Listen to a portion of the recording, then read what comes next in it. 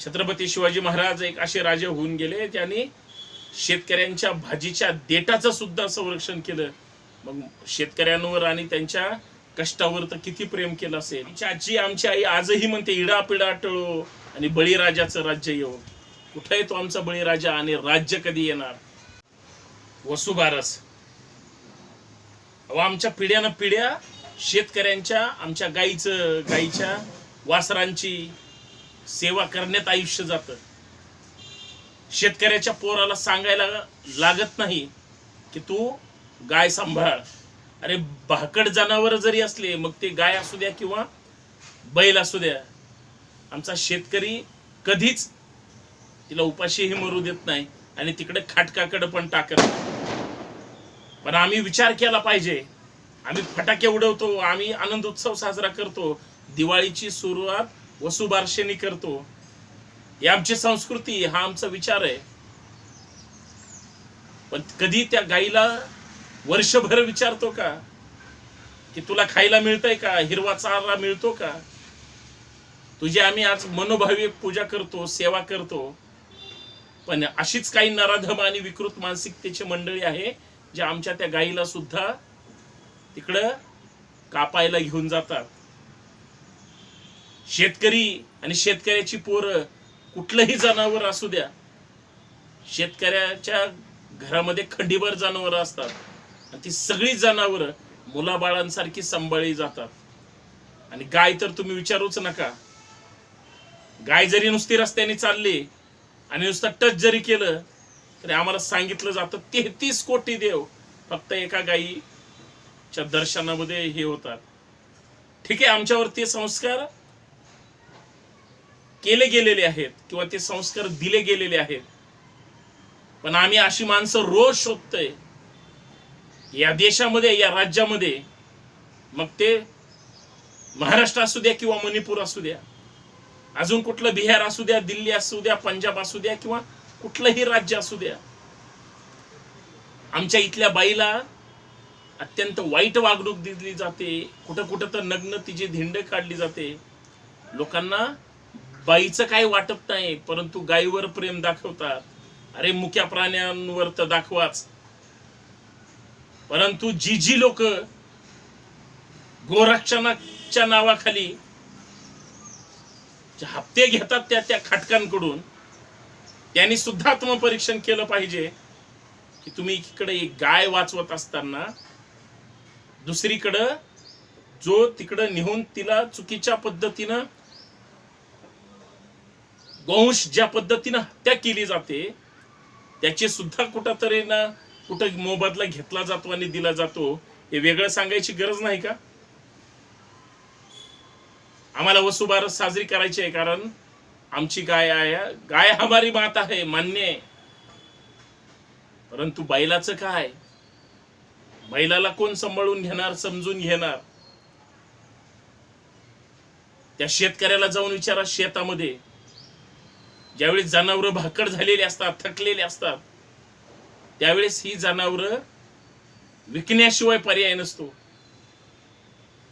आणि कधी कधी तर शेतकरी म्हणजे एक भाकरीतली चतकोर अर्धी भाकर खाऊनच जगेल, पण तो जनावर उपाशी मरू देत नाही.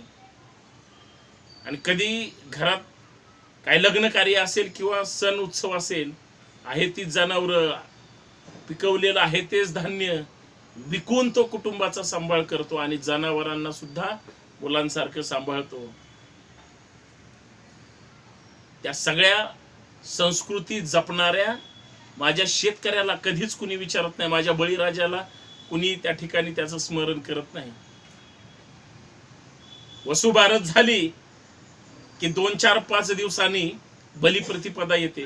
काय बलिप्रतिपदा म्हणजे विश्वसम्राट, कृषी सम्राट, शेतकऱ्यांचा, कुणब्यांचा राजा, तुमचा माझा राजा म्हणजे बळीराजा, त्यांचा स्मरण दिवस. त्या बळीराजाला इथल्या विकृत आणि कपटी वामनाने, सुडाने त्या काळी संपवलेलं आहे. आता पायदळी घातलं जातं किंवा जमिनीत गाडलं जातं.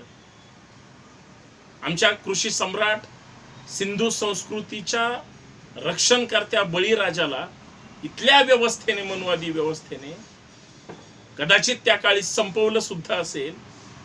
त्या बळीराजाच्या काळात गायच काय, गायची वासरच काय, तर माणसांवर सुद्धा अत्यंत प्रचंड प्रेम केलं गेलं.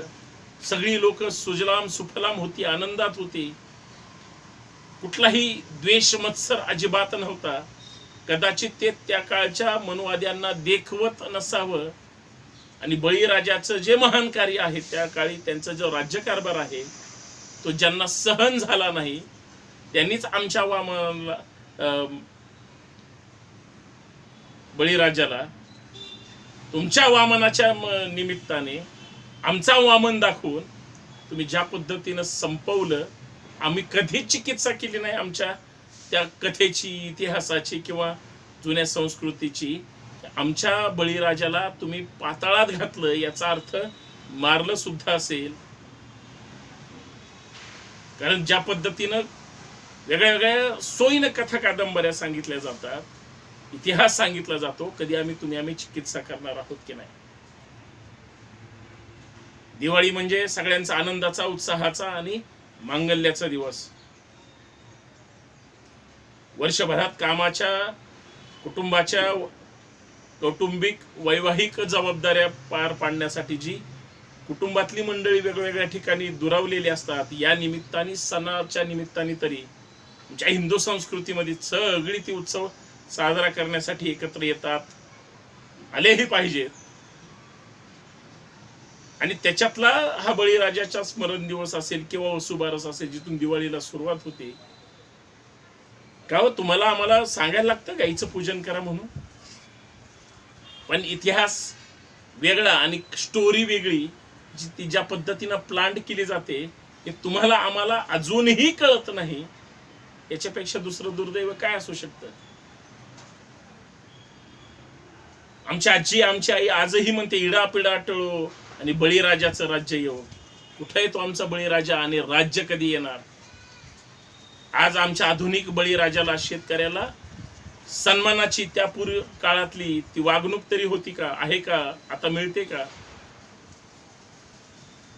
छत्रपती शिवाजी महाराज एक असे राजे होऊन गेले, त्यांनी शेतकऱ्यांच्या भाजीच्या देठाचं सुद्धा संरक्षण केलं. मग शेतकऱ्यांवर आणि त्यांच्या कष्टावर तर किती प्रेम केलं असेल. पण ते प्रेम, ती माया आजचे राज्यकर्ते आमच्या शेतकऱ्यांप्रती दाखवतात का? हा संशोधनाचा विषय. आमचे सण उत्सव आम्ही साजरे केलेच पाहिजेत, ती आमची संस्कृती आहे. पण आमचं काय, परक्याचं काय? आमचे आनंदाचे किंवा दुःखाचे दिवस कोणते, तुमचे कोणते? आमचे दुःखाचे दिवस जर सगळ्यांचे आनंदाचे दिवस असतील तर त्याची सुद्धा धर्माच्या चौकटीत आणि त्या चष्म्यातून आम्ही चिकित्सा करणार आहोत की नाही? आम्हाला आमच्या संस्कृतीचा अभिमान आहेच, असलाच पाहिजे, मरेपर्यंत असेल. पण एकदा आमची संस्कृती आम्ही अशी झाडून झटकून सुद्धा पाहिली पाहिजे.